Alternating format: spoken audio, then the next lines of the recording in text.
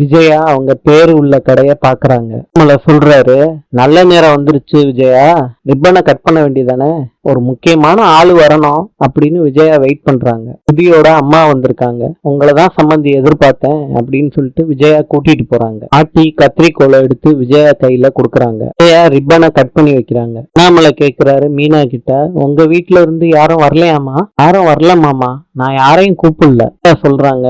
கூப்பிடலாட்டியும் உன் வீட்டுல இருந்து வந்துருவாங்களே எல்லாரும், இந்த மாதிரி பேசுற விஜயா.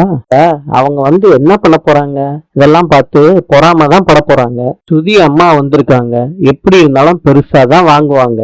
எல்லாம் வந்தாதான் நமக்கு கௌரவம். நல்ல விஷயம் நடக்குது விஜயா, வாயை வச்சுக்கிட்டு சும்மா இருக்க மாட்டியா? அதாவது கேட்டா என்ன நினைப்பாங்க? கொஞ்சம் கூட சரியில்லை சொல்லிட்டேன். ஏன் முறைக்கிற? வந்த வேலையை பாருப்போ. பேசுறதெல்லாம் கணக்குல எடுத்துக்காதம்மா. சரி மாமா, கூப்பிட்டு இருந்தா அசிங்கம் தான் பட்டிருப்பாங்க, அதனாலதான் கூப்பிடல மாமா. மிக்சி வேணும்னு கேட்டியே, அங்க பாரு கலர் கலரா இருக்கு. நான் ஒரு மாதிரியா இருக்க? இல்லங்க. சரி வா. ரோகிணி விளக்கேத்தி வைக்கிறாங்க. கடை திறப்பு விழாவை போட்டோ எடுக்கிறாங்க, வீடியோ எடுக்கிறாங்க. போய் உட்கார்றா. மனோஜ் உட்கார்றப்ப எல்லாரும் கை தட்டுறாங்க. இதுல டாக்குமெண்ட் சாவி எல்லாம் இருக்கு. சொல்றாங்க எல்லாமே எங்க ஆன்டி தான், அவங்க கையால இதை கொடுக்கணும், அவங்க கிட்ட கொடுங்க சார். வந்து வாங்குங்க டாக்குமெண்ட சாவியும். விஜயா வாங்கி மனோஜ் கிட்ட கொடுக்குறாங்க.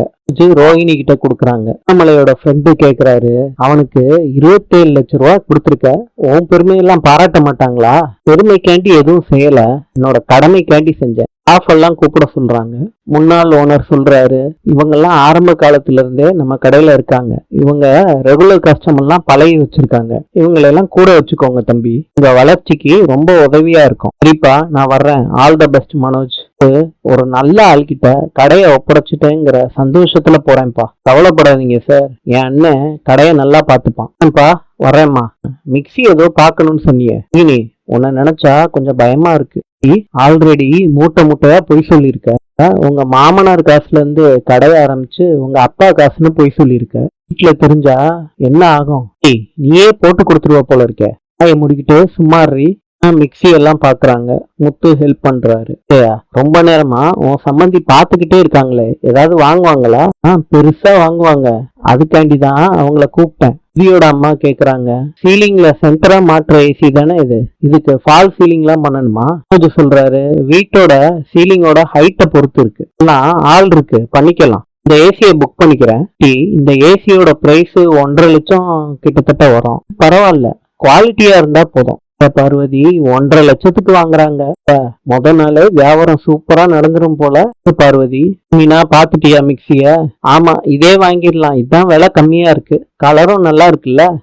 இவங்க ஏசி வாங்கியிருக்காங்க, இவங்களோட டெலிவரி அட்ரஸ் எல்லாம் வாங்கி வச்சுக்கோங்க. பரவாயில்ல ப்ரோ, போனிலே 1.5 லட்சத்துக்கு பிசினஸ் பண்ணிட்ட. நல்ல நேரம் ஆரம்பிச்சிருச்சு போல.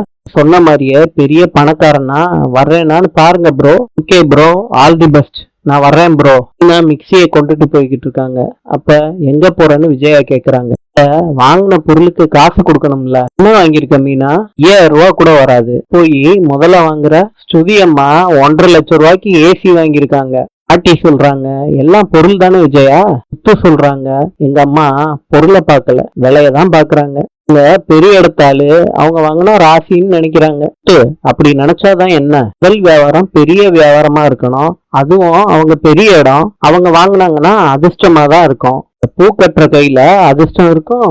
மீனா, எங்க அம்மா சொல்றத, உன் கையில அதிர்ஷ்டம் இல்லையா? பாவம், எங்க அம்மாவுக்கு தான் தெரியல. ஆறு ரோடு மாதிரி இருந்த என் வாழ்க்கைய பளிங்கு கல்லு மாதிரி மாத்தினவன் நீ. வந்ததுக்கு அப்புறம் தான் என் வாழ்க்கையில நான் நல்லா இருக்கேன். ராசிதான் மீனா இது காரணம். இவங்களுக்கு புரியல. சொல்றாங்க, ஆன்டிக்கு தான் பில்லு தள்ளுடா முத்து. ஆன்டி சொல்றாரு, மீனா இத அவன் கடை, என்ன செய்யணுமோ செய்யட்டும், எதையும் மனசுக்குள்ள வச்சுக்கிறாங்க. மனோஜ் சொல்றாரு, 1,50,000 ஆன்டி. இவரோட அம்மா காசை கையில குடுக்கறாங்க. முத்து சொல்றாரு, எதுக்கு மீனா ஃபீல் பண்ற? எங்க அம்மா அப்படிதான்னு உனக்கு தெரியாதா? இல்ல, நீ இதை எதுக்கு வாங்கணும்னு நினைச்ச? வீட்டுல இருக்க மிக்சி சரியா அரையல, அதான் வாங்கணும்னு நினைச்சேன். எங்க அம்மா எல்லாரும் முன்னாடியும் வச்சு உன்னை நல்லா அரைச்சிட்டாங்கல்ல, விடுங்க, நீங்க எதுவும் பிரச்சனை பண்ணிடாதீங்க, இன்னைக்குதான் கடையை திறந்துருக்காங்க. நானா பிரச்சனை பண்றேன்? இல்லங்க, நீங்க எதுவும் பேசாதீங்கன்னு சொன்னேன். சம்மந்தி ரொம்ப வசதியானவங்க கிட்ட இருந்து என் பையன் மொதல் வியாபாரம் ஆரம்பிச்சிருக்கான். என் பையன் நல்லா வந்துருவான் சம்பந்தி கேக்குறாங்க. ஸ்ருதி, நீங்க என்ன வாங்குனீங்க? ஒரு ஹேர் டிரையர் வாங்கினேன். முதல்ல கடைக்கு வந்தா ஏதாவது வாங்கணும்ல. பாட்டி 2 பேரையும் கூப்பிடுறாங்க. ஏன்னா மிக்சி எப்படி கொடு, அவங்கவுங்க தேவைக்கு அவங்கவுங்க வாங்கிக்கிறாங்க. நீ வீட்டு தேவைக்கு வாங்கியிருக்க. அத்தைக்காரிக்கு ஒன்னும் புரியல. இத வாங்க, பில்ல போடு. ஸ்ருதி ஏதோ வாங்கியிருக்காங்க. நிக்கிறாள்டா மனோஜ், பில்ல போடு. பாட்டி கிட்ட காசு வாங்கிருவியா நீ? சொல்றாங்க. வாங்கினா என்ன, பிசினஸ் சும்மா எல்லாருக்கும் கொடுக்க முடியுமா? உன் பொண்டாட்டி சொன்னாலா சும்மா வாங்கிக்க சொல்லி? சொல்றாரு. விஜயா, எல்லாத்துக்கும் மீனாவே குறை சொல்லுவியா நீ? நீ பயப்படாத. நீ வேண்டான்னு சொன்னாலும் நான் இந்த பணத்தை கொடுப்பேன். பேத்தி மீனாவும் அப்படித்தான். யாருக்கிட்டையும் எதையும் சும்மா வாங்குற பழக்கம் கிடையாது. நீ பணத்தை கொடு. நாமல சொல்றாரு. அதான் அம்மா சொல்றாங்களே, குடுமா. இதான் முதல் போனின்னு நினைச்சுக்க. பேத்தியோட கைராசி களிமண்ணையும் தங்கமா மாத்தோம். கட்டுற பூ சாமி கழுத்துல விழுகிறதுரா. கரெக்டா சொல்லியிருக்க. நிறைய கல்யாணத்துல மீனா கட்டுற மாலையை தான் எல்லாரும் போட்டுக்கிறாங்க. மீனா கையில வாங்கினா உன் வியாபாரம் அமோகமா நடக்கும். அவளை ஏண்டா பாக்குற? வாங்கு சம்மந்தி, நான் வர்றேன்னு ஸ்ருதி அம்மா சொல்லிட்டு போறாங்க. நம்மளோட அம்மா விஜயாவை கூட்டிட்டு வராங்க தனியா. உன் மனசுல என்னடி நினைச்சுக்கிட்டு இருக்க? திமிரேறி போய் தெரியுறியா நீ? என்னத்த ஏன் அப்படி கேக்குறீங்க? யாரு முன்னாடியும் பேச வேணான்னு ரொம்ப அமைதியா இருந்தேன். நீ செய்யறது கொஞ்சமாவது நல்லா இருக்கா? அத்த, நான் என்ன பண்ணுனேன்? அந்த மாதிரி கேட்காத. எல்லாரும் முன்னாடியும் மீனாவை அவமானப்படுத்துற. நான் எதுவும் பேசல. பொருளை வாங்க வந்தா வேண்டாத மாதிரி விலைக்கு வச்சு பேசுற. பணக்காரிய கொண்டு வந்து முன்னாடி நிக்க வைக்கிற.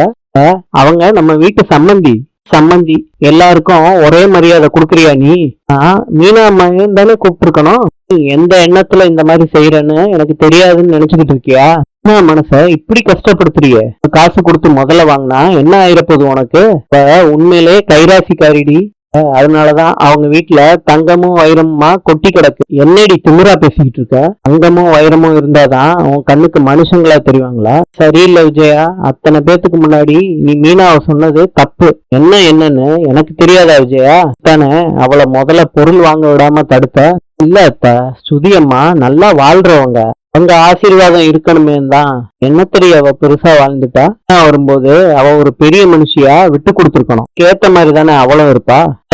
நீங்க ஏன் என்ன இப்படி திட்டுறீங்க? மனோஜ் எதிர்காலம் நல்லா இருக்கணுமே தான். விஜயா, எப்ப பாரு அவனை பத்தியே நினைச்சுக்கிட்டு ரொம்ப தலையில வச்சுக்கிட்டு ஆடாத. உனக்கு எதிரா போயிடும். குடும்பத்துல எல்லாரையும் ஒன்னா பார்க்க கத்துக்கோ. யாரும் சமம்தான், அத மனசுக்குள்ள வச்சுக்கோ. இந்த மாதிரி பேசினேன்னு வை, நான் பாத்துக்கிட்டு சும்மா இருக்க மாட்டேன். பழைய குணம் தெரியும்ல உனக்கு. வயசான காலத்துல பொறுமையா இருக்கணும்னு பாக்குறத. இன்னைக்கு நான் ஊருக்கு கிளம்புறேன். வேலை இருக்கு எனக்கு. இல்லாட்டி உன்னை உண்டு இல்லைன்னு பண்ணிடுவேன். அவ கிள்ளிக்கிறையா நினைக்காத. அவளுக்கு ஏதாவது ஒண்ணுன்னா நான் வந்து நிப்பேன், பாத்துக்கோ. இப்ப உன்னை பார்க்க எவ்வளவு சந்தோஷமா இருக்கு தெரியுமா? இப்படி உன்னை பிசினஸ் மேனா பாக்கணும்னா இவ்வளவு நாள் நினைச்சுக்கிட்டு இருந்தேன். இதுக்கெல்லாம் காரணம் நீ தானே ரோகிணி. உன்னாலதான் நான் இந்த இடத்துலயே இருக்கேன். இல்ல பெரிய பெரிய ஷோரூம் எல்லாம் இருக்குல்ல, அந்த அளவுக்கு வளரணும். ஷாப்பை பத்தி தெரியாதவங்களே இருக்க கூடாது. அந்த அளவுக்கு பிசினஸ டெவலப்மெண்ட் பண்ணணும். இதுக்காண்டி பிளான் எல்லாம் பக்காவா வச்சிருக்கேன் ரோகிணி.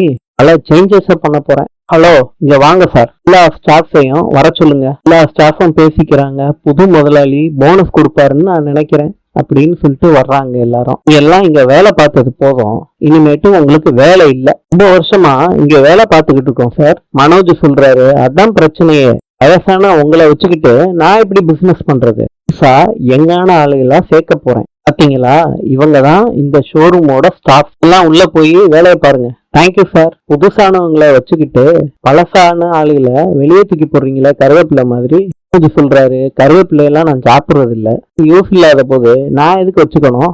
நீங்களாவது சொல்லக்கூடாதா? மனோஜ் தான் இந்த கடையோட ஓனரு. நாங்க இந்த கடையை டெவலப்மெண்ட் பண்றதுக்காண்டி தான் செஞ்சுக்கிட்டு இருக்கோம் இந்த வேலைய. எல்லாரும் துணி கடையில போய் வேலை பாருங்க. எப்படிங்க எங்களை அனுப்புவீங்க சொல்றாரு. விட்டா போராட்டம் பண்ணுவீங்க போல இருக்க. மரியாதையா பேசினா சவுண்ட் விட்டுருவீங்க. எல்லாம் பயப்படுற ஆளு நான் கிடையாது. எம்ப்ளாய்மெண்ட் அக்ரிமெண்ட் எல்லாம் பழைய ஓனரோட முடிஞ்சு போச்சு. பழைய ஓனர் ரொம்ப தங்கமானவர். எவ்வளவு நல்லா பாத்துக்கிட்டாரு தெரியுமா? மனோஜ் சொல்றாரு. அதான் கடையை பார்க்காம விட்டுட்டாரு. அதான் என்கிட்ட குடுத்துட்டு போயிட்டாரு. உங்க ஓனர் மாதிரிலாம் இல்ல, முன்னேறி போய்கிட்டே இருப்பேன். மரியாதையை கிளம்பிருங்க. எல்லாரும் கிளம்புறோம் சார், தேங்க்ஸ் சார் நீ சொல்றாங்க. மனோஜ் சூப்பர், உனக்கு இவ்வளவு ஸ்ட்ரிக்டா பேச தெரியுமா? நீ நான் பிசினஸ்னு வந்துட்டா வேற மாதிரி புறா கலக்குற மனோஜ், இப்படிதான் இருக்கணும். All the best Manoj. Staffs எல்லாம் வெளியே வந்து பேசுறாங்க.